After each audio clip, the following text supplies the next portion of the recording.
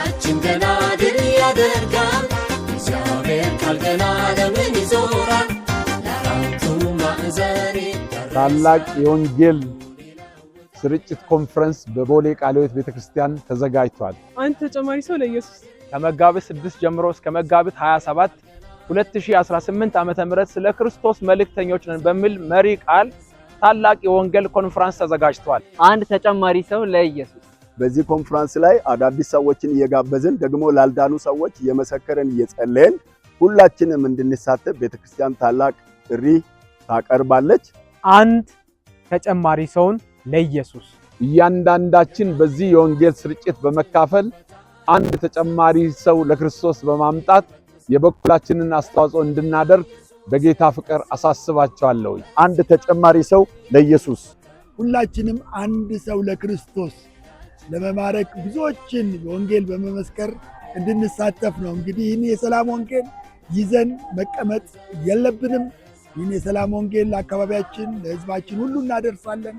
ክርስቶስ ሰላማችን ነው። በዚህ ወንጌል ምስክርነት ኮንፈረንስ ሁላችን እንሳተፍ። የታሰሩ የሚፈቱበት፣ ብዙ ሕሙማን የሚፈወሱበት፣ ጌታን የማያውቁ ጌታን የሚያውቁበት፣ ከጨለማው ስልጣን ተፈተው ወደ እግዚአብሔር ወደ ፍቅሩ ልጅ መንግስት የሚፈልሱበት በጣም ታላቅ የወንጌል ስርጭት ተዘጋጅቷል።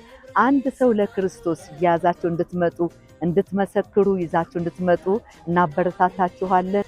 እያንዳንዳችን ለክርስቶስ ወንጌል ሰዎችን ለመመስከር እንድንዘጋጅ ደግሞም አንድ ሰው ለክርስቶስ መመስከርና ማምጣት እንዳለብን ለማሳሰብ ነው። ስለ ክርስቶስ መልእክተኞች ነን። ከመጋቢት 6 እስከ 27 ታላቅ የወንጌል ኮንፈረንስ ይደረጋል።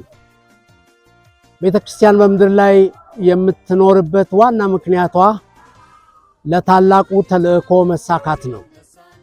ስለዚህ ይህንን ኮንፈረንስ ሁላችንም ነፍሳትን ወደ ጌታ በመጋበዝ ለነፍሳት በመድረስ በመስበክ በመስሪያ ቤት፣ በትምህርት ቤት፣ በጎረቤት፣ በቤቶቻችን ሁሉ ጌታን ለማያውቁ ወንጌልን በማድረስ አንድ ነፍስ ለክርስቶስ እንድናመጣ ሁላችሁንም በቤተ ክርስቲያን ስም በጌታ ፍቅር እጋብዛለሁ። አንድ ተጨማሪ ሰው ለኢየሱስ። ወንጌላችን ይዳረሳል ለዓለማችን ሰላምን ይሰጣል።